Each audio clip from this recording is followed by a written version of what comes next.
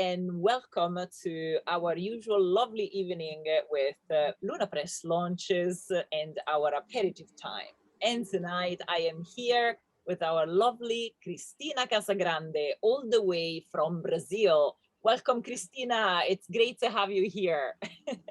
Hi, Francesca. It's an honor to be here for me. Hi, everyone. It's a great pleasure to be here in Luna's channel and be part of Luna's family.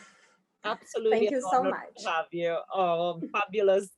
So tonight we are here to launch Christina's English version of Friendship in the Lord of the Rings. And we are going to be having a lovely evening talking about the books and talking about Tolkien in Brazil. A lot of very interesting topics coming up. Okay, Yeah. so here we go. So, but first of all, I think, Cristina, it'd be good for you to introduce yourselves to our viewers.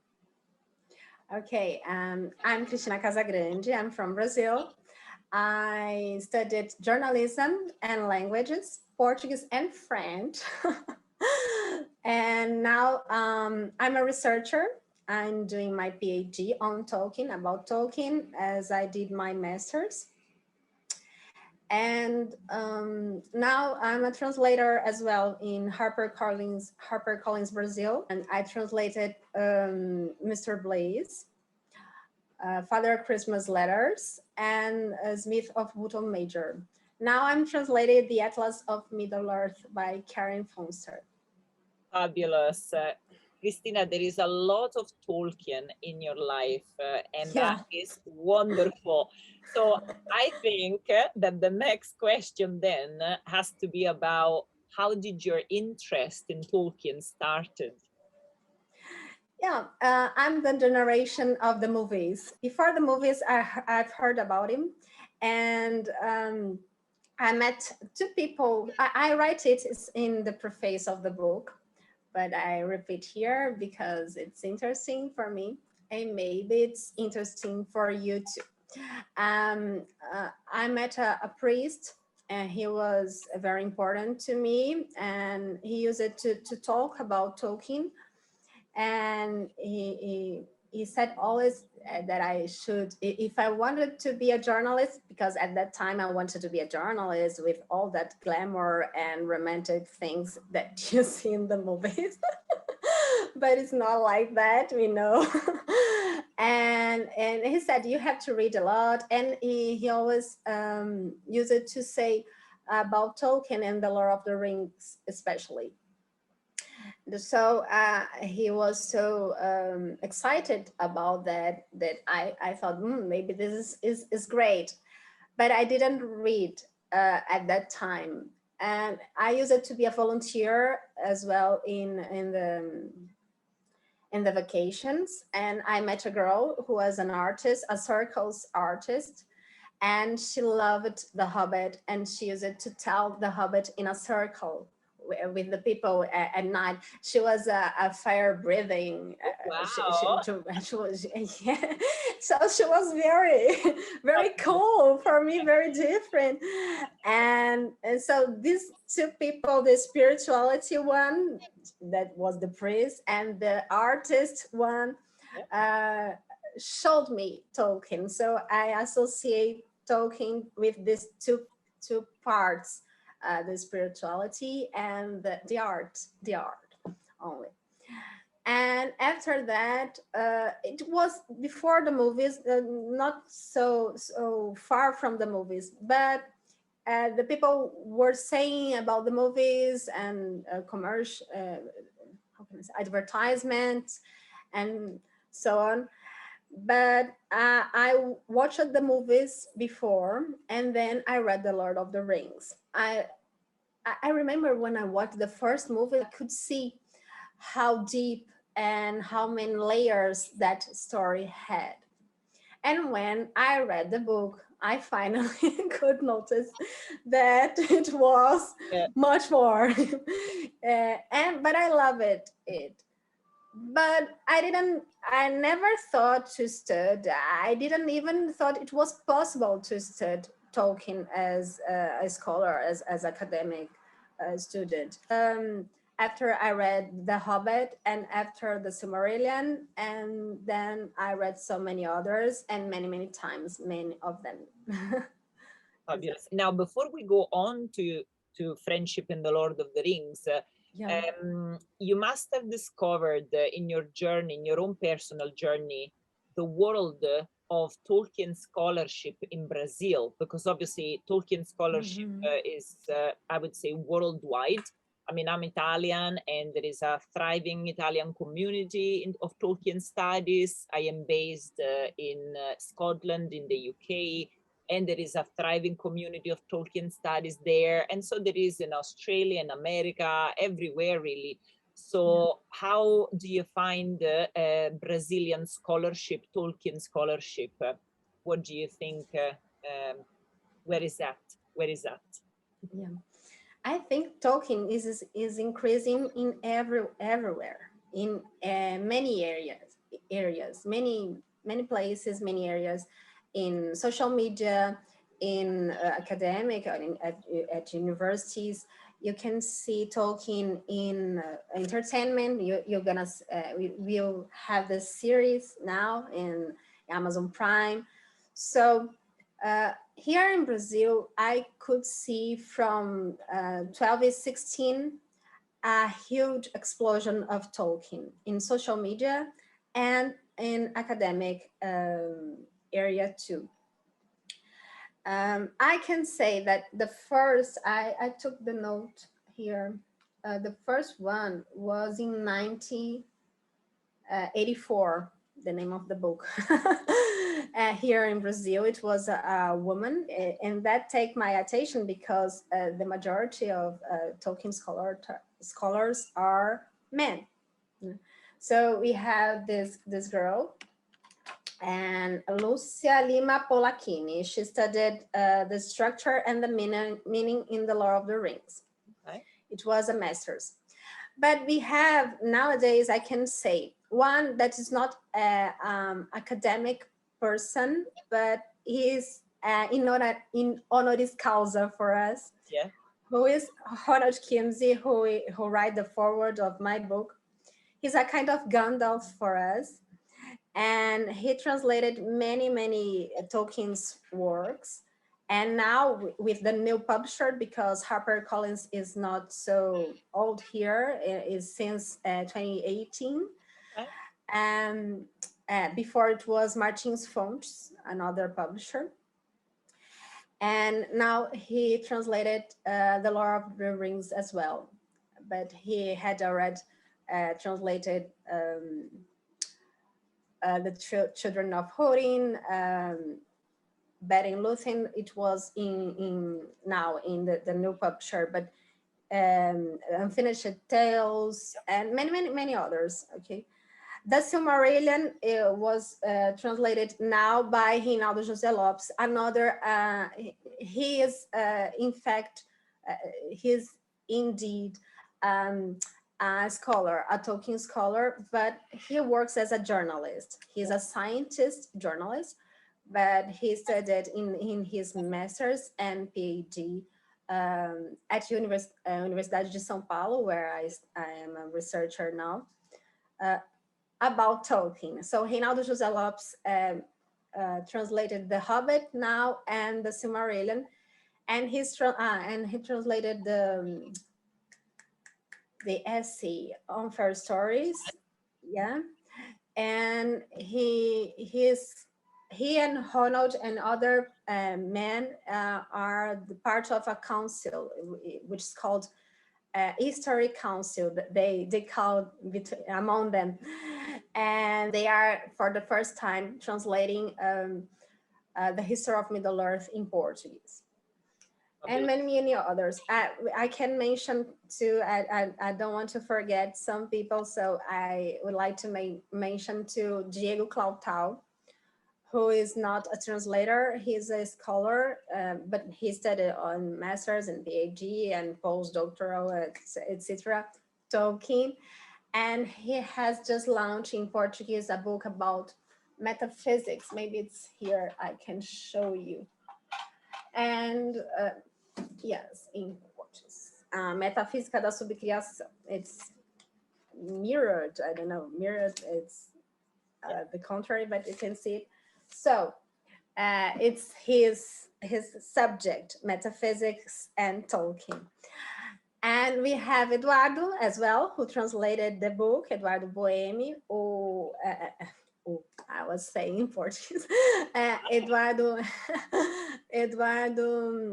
he studied his master's on Tolkien, translation and calligraphy at Trinity College in Dublin, Ireland. He's part of this study council that I told you before.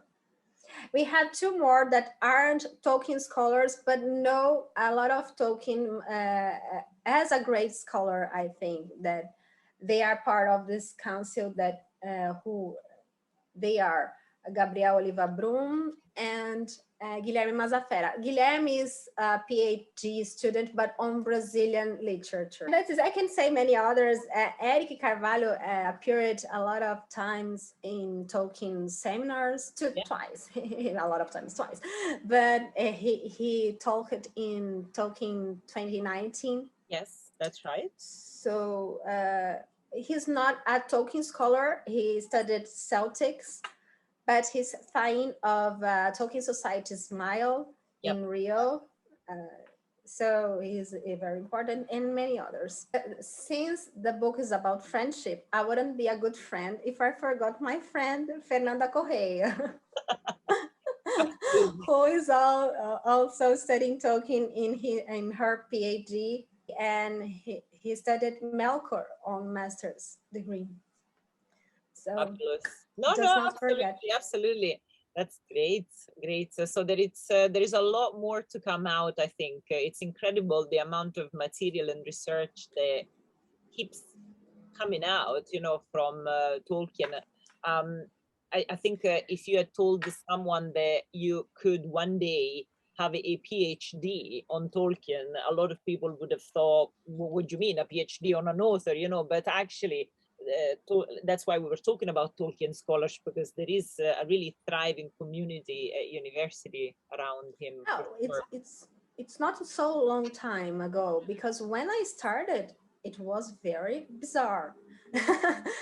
And it still is bizarre, but it's growing more and more, so people one day will get used to it. But nowadays here in Brazil, is still weird. This is beautiful because Tolkien is it's universal.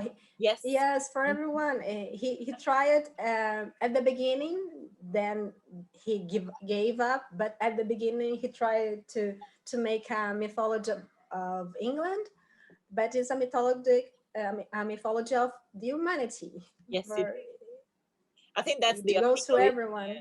Yeah, that is the appeal, that everybody can find a bit of themselves in Middle Earth, in the whole legendarium. There is something for everyone. I think that is also the universal appeal, absolutely, that you were talking about. So, well, since we're talking about how Tolkien speaks to each one of us, so let's now go to the, if you like, the origin of your book. So how did the idea of friendship in the Lord of the Rings come about? So why did you want to write this book on this specific topic, if you like? I was almost getting married and I lost my job.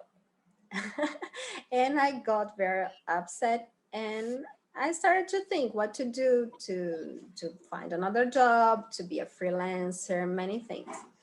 My mother, who was a woman that I admire so much, and a professional I admire so much, she used it to advise me to study postgraduate course and things like that. And I was convinced. And then I thought, well, it's not an easy task, so let's try to think in a subject, in an issue that I like, because it won't be easy. I saw a book in the shelf of my parents' house, and it was about friendship and education. And I was philosophing, if people took seriously friendship, the world could be better. I'm not that naive to think that it would be everything changed and rainbows and butterflies. I don't think that, but we can make this world a little better. So I thought it's so important. And since this book was about education, I thought about children and young adults books, literature in general. Then I looked for this area at the university. Then I found the Maria Zilda, who is now my advisor. Yeah. And at first, since Tolkien is not very common to study at the university, I thought to study a children book, which is very famous here in Brazil. It's a series of book. It's called Sítio do Pica-Pau Amarelo in Portuguese. In English would be The Yellow Woodpecker Red, which has fantasy and much more fable than fantasy, but we have fairy tales. Okay. Yep. But I started to think in friendship before, and at the university, I did an elective about Aristotle, about Nicomachean Ethics, the book that I use in my book, The Friendship in the Lord of the Rings. And it doesn't match it so good. This book by Monteiro Lobato, the Yellow Woodpecker Red, it doesn't fit so well. So I tried to think in other things. I thought maybe Harry Potter, but I don't know Harry Potter so well. Okay. So and I wanted to. It's kind of Gandalf was coming in my home and knocking my door, but I didn't want to attend him. I didn't want to open the door. But then my husband bought the DVD of the extended editions of the movies by Peter Jackson, and then we watched it just to have fun. And I couldn't stand anymore. I had to study. That's it. Then I decided to study the book, the Lord of the Rings, and Maria Zilda, my advisor, is in the area of comparative literature studies, literature and philosophy, literature and cinema, literature and politics, and so on. So I was studying literature and philosophy, but after I tried to study literature and cinema as well. So the most part of it is, of course, the book, the literature, but there is a comparison with the cinema as well. Perfect, fabulous. Okay. Yes, absolutely. Well, since we are talking about philosophy, I think now it's a good time to find out a little bit more about Aristotle and St. Thomas Aquinas, because of course they are two prominent figure and they give input to your research. So can you tell us a little bit more about the association with Lord of the Rings together with Thomas and Aristotle? Yes, people, as I was saying, people use it to ask why Aristotle and why Thomas Aquinas. And for me, because I use it to be part of studies groups of philosophy. Yep. And I use it to study a lot of these thinkers. And then when I read The Lord of the Rings, at the first time, no, because I was just having fun. But when I was older, I could notice it clearly for me, because when you study something, it's easier to pay attention for this kind of things. So for me, it was clear, but I can prove it in other ways. We can see, for instance, in the J.R. Tolkien's encyclopedia, organized by Michael Drought, and they have an how can I say, a part, not, it's not an entry on Aristotle. We have we can see with many scholars Alonso's book, Tolkien's library. You can see Thomas Aquinas in Tolkien's library, Summa Theology. He had the complete Summa Theology. He had Aristotle as well, the Poetics. You can see in some scholars who study philosophy more, like Jonathan McIntosh in The Flame Imperishable. Mm-hmm. And now in The Nature of Middle-earth, the new Tolkien's book, you can see clearly he was interested in philosophy and metaphysics and so on. Even Christopher Tolkien said more in the end of Tolkien's life, he got more and more interested in philosophy, in metaphysics, and etc. But even in the Lord of the Rings, he said he could notice that the Lord of the Rings had much of Catholicism. Yep. Okay, Catholicism is theology, but we have a philosophy part too. When he wrote the Lord of the Rings, he couldn't notice that there was a Catholicism there, but when he was revising it, he saw it. So even if the metaphysics wasn't so clear for him at that time, he had already this kind of thinking. Yes. Okay, so you can see, we can prove it when you read this kind of philosophy and you read The Lord of the Rings. So obviously, this is a research project that took some time. And as for every research project, sometimes we come across obstacles or challenges. Were there any particular challenges for you in writing Friendship in The Lord of the Rings? Challenges. I can say it's the most difficult, the biggest difficult I had, it was to write about Tolkien.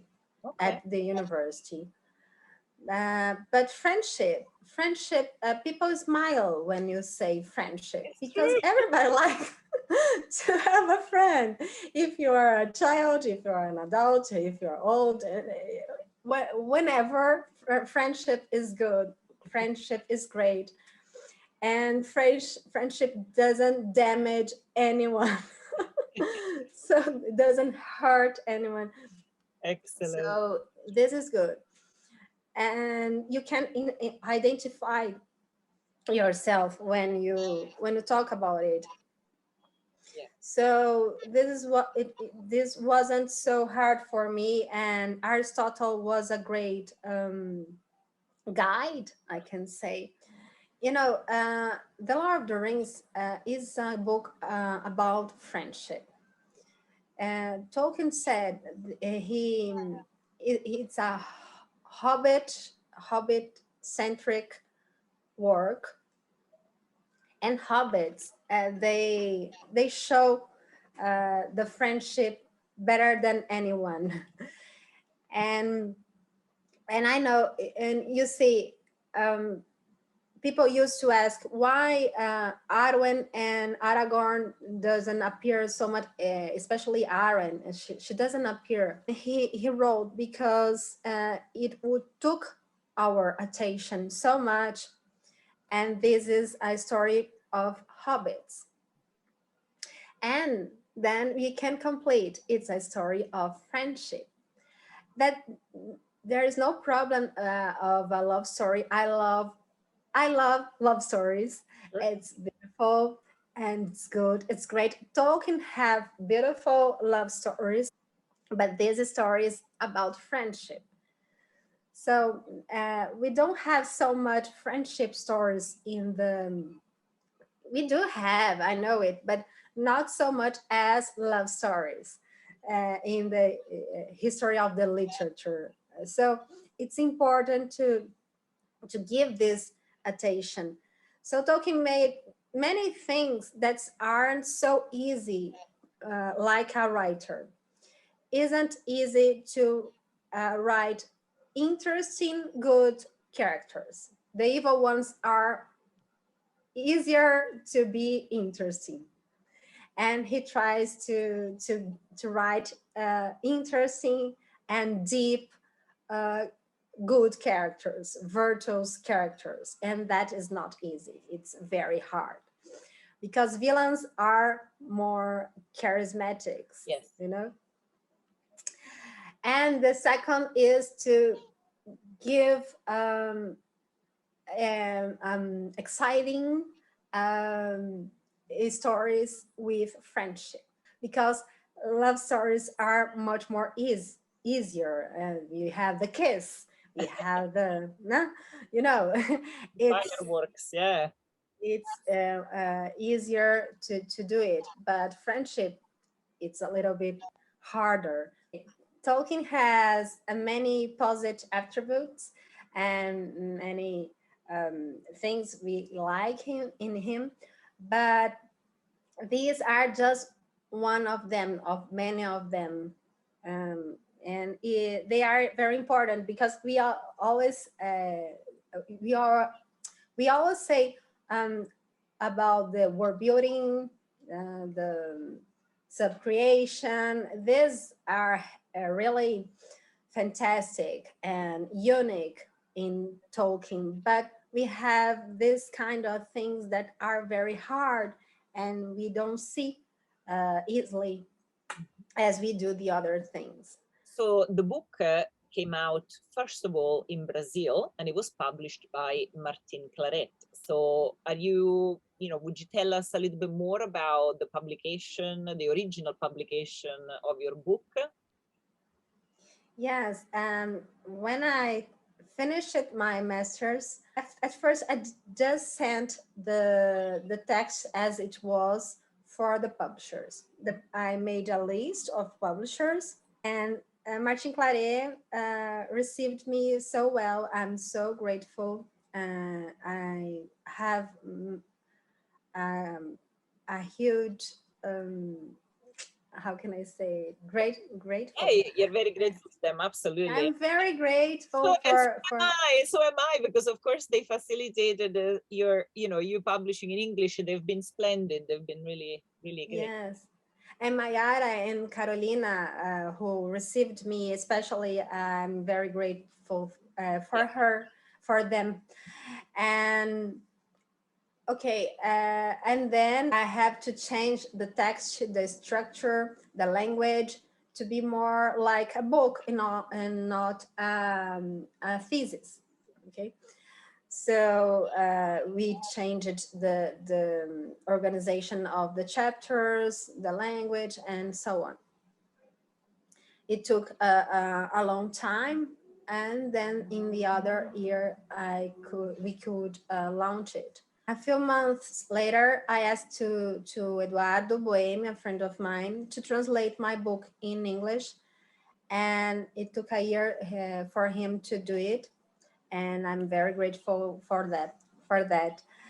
And then I was looking for some publishers which could publish it in English for me.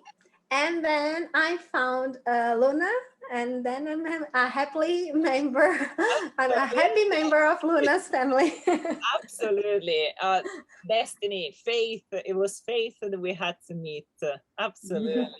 It's been an incredible journey. Absolutely. And you know, no journey is complete without meeting friends along the way, because of course, you know, Eduardo and Ronald and Cesar, all the people that came through, and you know, the staff at Martin Claret, and of course, last but not least, the cover artist.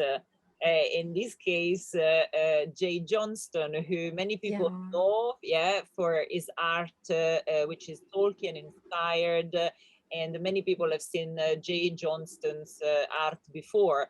So this is a good time to show you once again the beautiful cover that Jay created for Christina's book, Friendship in the Lord of the Rings.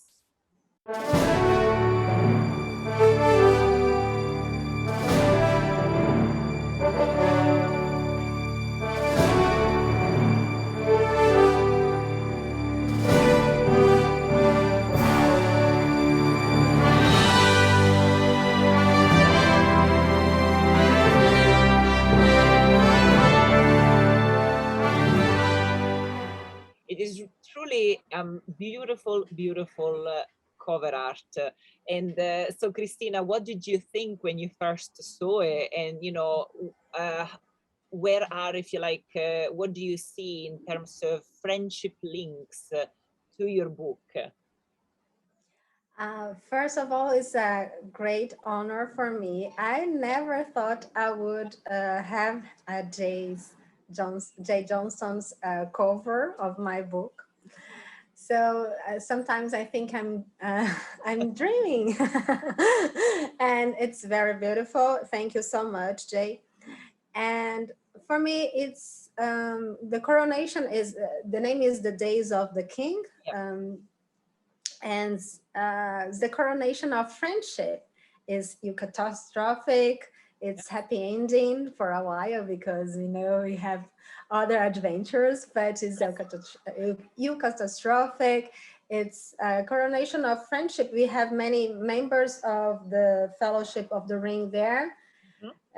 We have the hobbits. We have Gandalf.